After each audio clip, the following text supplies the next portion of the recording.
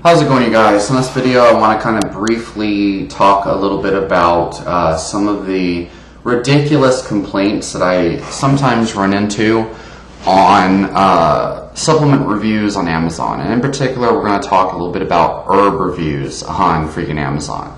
So the first one, and this is really common when you look at medicinal herbs or tonic herbs and teas, is that people will complain and they'll leave like 1-star reviews on things like reishi mushroom because the product was sourced from China. And that always kind of gets me because it's like, bro, this is a Chinese tonic herb.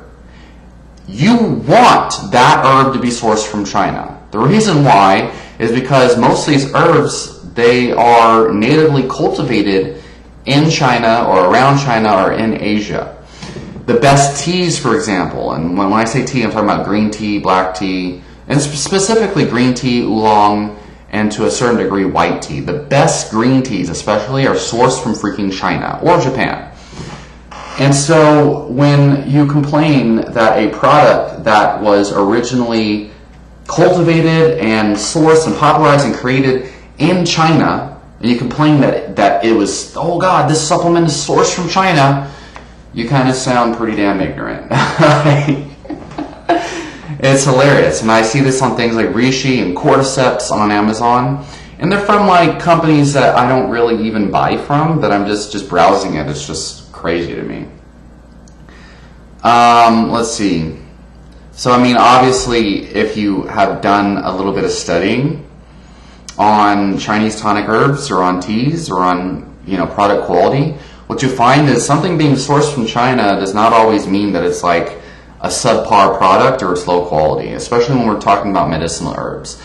When we're talking about Chinese tonic herbs and teas and they're sourced from China, a lot of times that means that it's probably a good product. And a lot of times much better than the crap that's sourced here in America, especially in regards to like green tea. Like green tea that like from like some of these bigger tea bag corporations. You don't really want the American source stuff necessarily. Not to say that like Lipton sources all their stuff from America or whatever. I'm just getting that out there. But yeah, I don't really know of a whole lot of tea that's sourced in America, but I might be just like barking up the wrong tree. I don't know. I don't really pay attention to American source teas.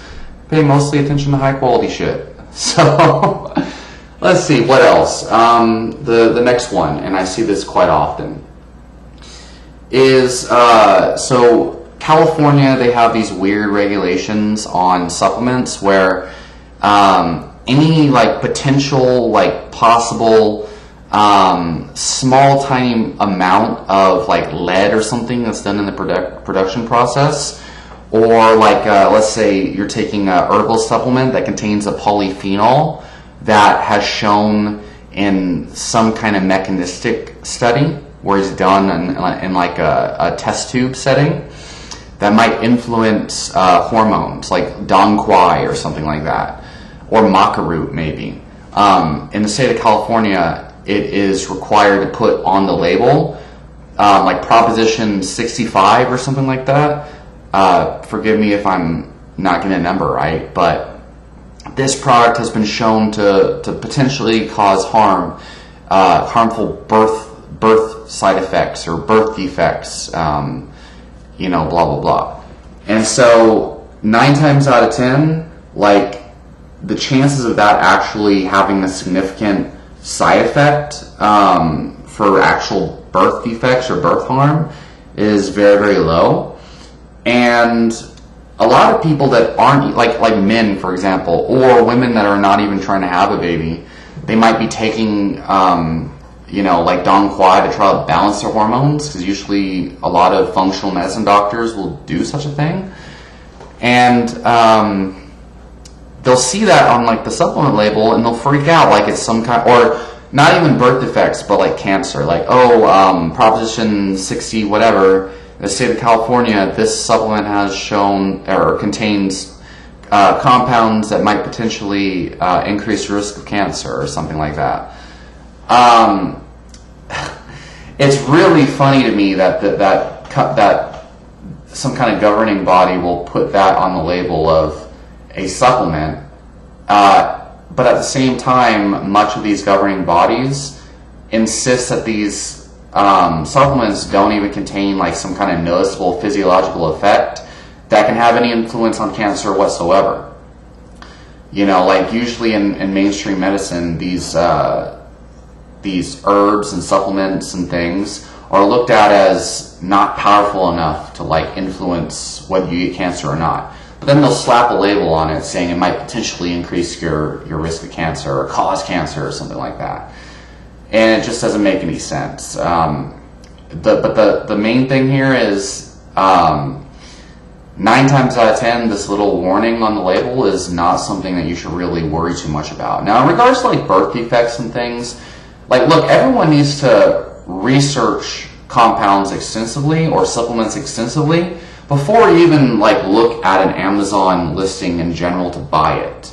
Before even like searching for products to buy, you should already have researched that thing thoroughly and critically analyzed every aspect of it, looked at the scientific literature and listened to what authorities are saying about it, and looked at anecdotal reports of what it's used for and what people are having success with in large quantities of people before you even try to buy it. So you should be aware of any potential negative side effects something might have.